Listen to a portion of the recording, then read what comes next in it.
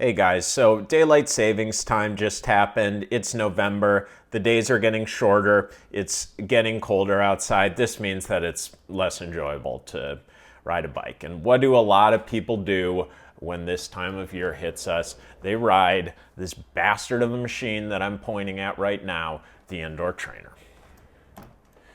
The indoor trainer is not riding a bike. Riding a bike is a joyous activity. The indoor trainer is soulless. There is no joy in it. It purely helps you get fit. But something that makes riding a bike more enjoyable is being fit, so the indoor trainer can undoubtedly play a role in cold weather environments like here on the East Coast when you're focused on riding the bike to the best of your ability. So one of my athletes who I'm working with, he's in his first season of serious riding. He has an indoor trainer. He's never used it consistently. And frankly, he's an athlete that is struggling to ride consistently week after week after week from a volume standpoint. So we're really focused on the 4 ride a week plan that I was talking about on one of my last videos, and how we were making up these 4 rides previously during the warmer months was his bread and butter ride would be, he lives in Brooklyn, he would ride to Prospect Park, he would do 3 to 5 laps, so this is 30 to 50 minutes on the pedals, and then he would ride back. So this was an hour and a half to 2-hour long ride, and there was prep time before and after. This is a lot of time. He asked me, under equal circumstances, would you rather have me doing this Prospect Park ride, or would you rather have me do a trainer ride? And I said, I would rather have you do a trainer ride. And the reason is, you want to get over the hurdle of using that bastard of a machine because of how helpful it is in ingraining consistency in your schedule in a time and weather constrained environment. But because it's so horrible, in getting one used to using it, you want to knock out all of the obstacles possible in order to do it. So I covered this in a video that I did last year, but I set that fucking machine up right there. So I have to use my cyclist arms to move this machine like 3 feet. So that's easy. And then I'm setting it up on a table right here. So it's really not a lot of moving around. So that is one hurdle that is specifically removed. And then another hurdle, a lot of people, when they're just getting started, they're like, what app should I use? I've heard that Training Peaks Virtual is something that's come out. There's Ruby, there's Trainer Road, there's Zwift. Just use Zwift. Everyone uses Zwift. The most people are on Zwift.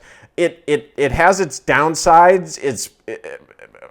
I'll get into that, but Zwift is just the one that you're going to use. You come into Zwift, it's home. Now for you, it's telling me to do Flat Route, Col du Rosier, Watts of the Wild, ZG25 Queen. What the fuck is going on here? We need to identify a few key rides that are totally thoughtless that you are just going to be able to do, knock them out, and get out of the way without even having to think about it. And the first is a consistent route. This is the exact same thing as when you ride outside. When we want to go do an hour-long endurance ride, hour-and-a-half endurance ride, we all have our go-to loops where you can just be on the pedals, chain tight. It's controlled, ideal for zone 2. You know that loop outside.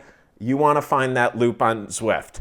So you go to routes here, and you immediately see there are like 3 worlds. We have Watopia, McCurry, ISL, and then New York. This is not New York. I do not participate in that. New York is right there. I'm going to go outside if I want to be in New York. I stay in Watopia, and because it is not riding a bike, I just want to stay in one gear for as much as possible. And the athlete who we're talking about here, he is a Zwift cog, so it's even less like riding a bike.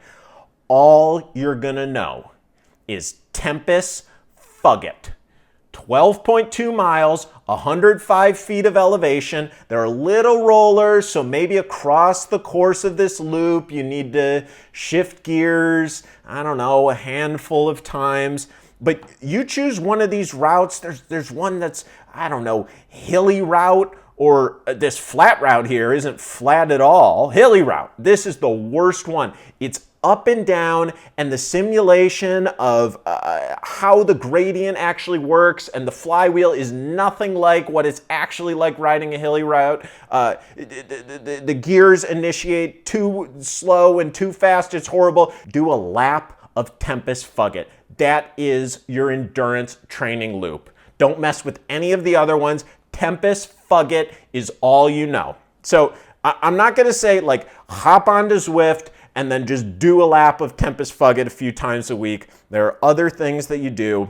His numbers, his Zone 2 Comfy is like 200 watts. He's about 80 kilos, so this is about 2.5 watts a kilo. So what I recommended is for two other rides that you just want to be able to plug in without thinking when hopping onto Zwift. You want to have an easy pacer ride, and then for one of your harder days during the week, you want to have a challenging Robo Pacer group ride. So the easy one, and this is something that you need to stay in touch on. The easy one, if his Zone 2 pace outside is about 2.5 watts a kilo, then the easy one, you're going to want to go from like 2.2 to 2.4, not even sniffing that 2.5. Because the only thing that's actually realistic about these group rides, it's not the terrain, it's not the drafting, it's the fact that the pace is never accurate as advertised. There are real motherfuckers who lead these Robo Pacer group rides. It's up and down the entire time. There's no steadiness. You can't sit in the draft to ease off. If it says 2.4, it's going to be 2.6, 2.7, and you've been lied to. So for the easy day, if your Zone 2 pace is about 2.5, you're going to choose 2.2 to 2.4. And then for the hard day, if you want to do a little bit of tempo or possibly even threshold, and it's going to be surgy, and you're on the trainer, so everything is like riding on that bit of false flat uphill exposed road that has a crosswind into you that's really a bit of a headwind.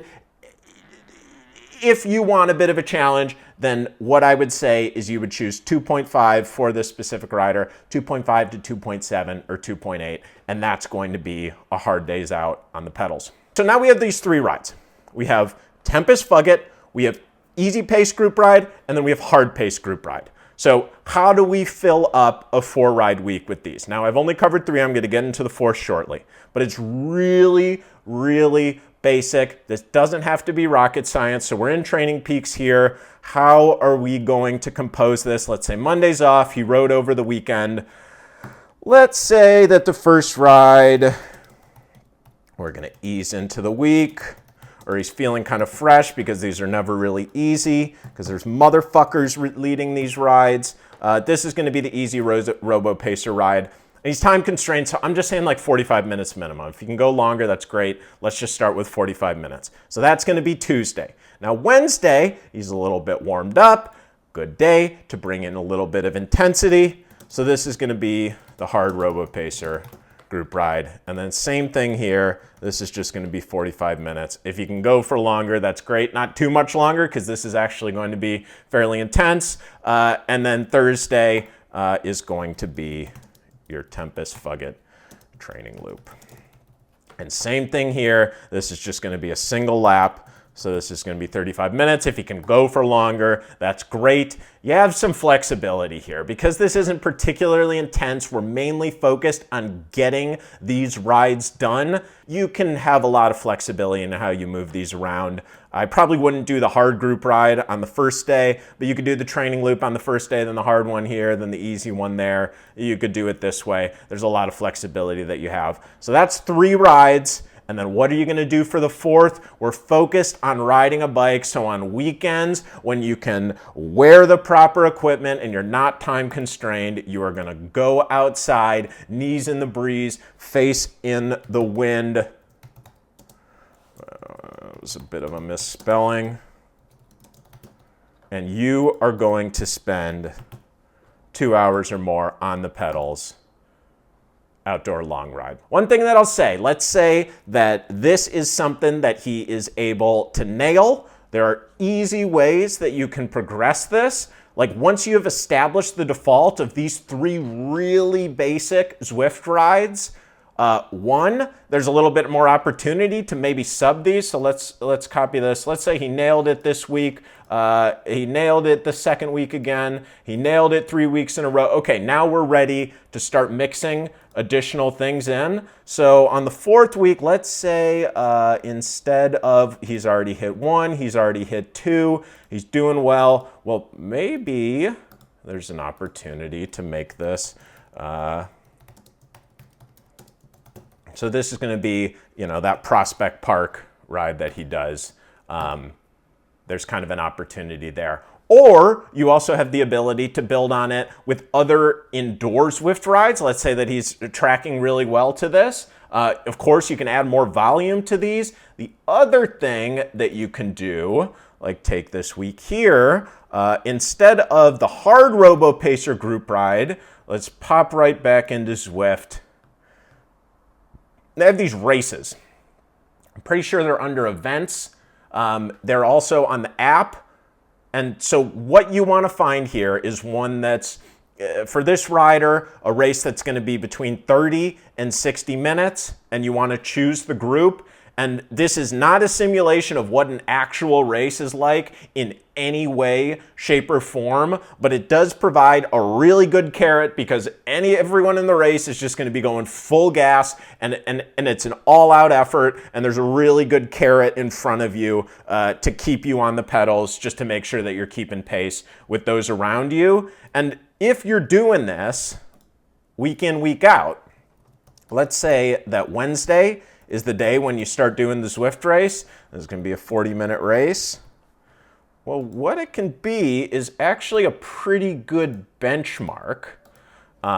If it's the same race, there's going to be a lot of consistency there. The level is going to be pretty similar. And so you can start to see how you're tracking. Maybe you did 230 normalized on this week, and then the next week you're starting to feel good. It's 235. Then you execute this same week again.